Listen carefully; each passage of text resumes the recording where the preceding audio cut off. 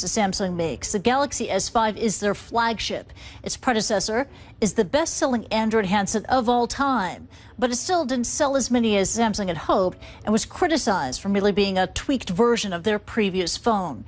So what's new with the Galaxy S5? It has all the usual upgrades. It's got a bigger screen, a better camera, faster processor. There's also a sensor on the back that could take your pulse. But one of the biggest changes is right here.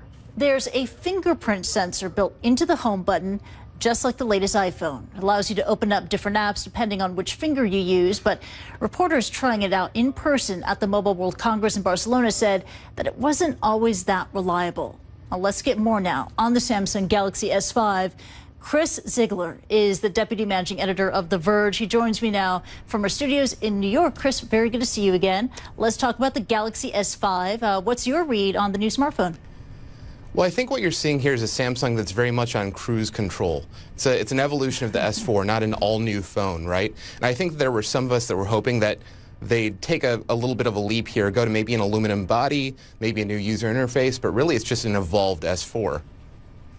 I like how you call it Samsung and cruise control. I mean, it seems that there's not much hardware innovation with this latest model. Now, just bear with me for a moment, Chris. Back in 2011, I'm going to go back in time here. Samsung launched an advertisement mocking the static design upgrades at Apple.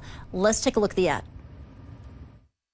Why would they be leaving when we're only 9 hours away? Yeah, I mean, this is an event. Uh-oh. Blogs are saying the battery looks sketchy. You know, if it looks the same, how will people know I upgraded?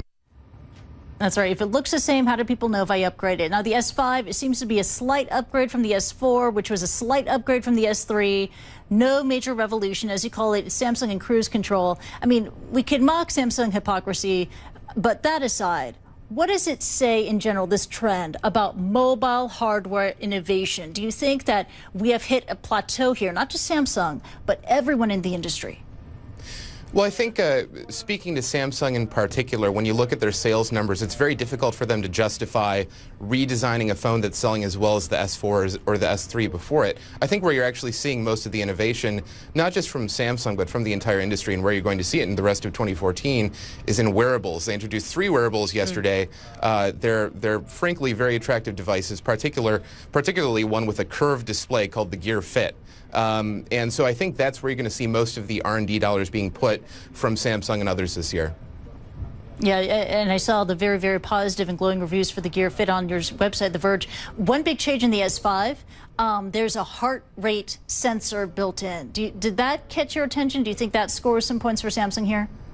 Well, I think that really speaks to the huge trend toward the so-called quantified self.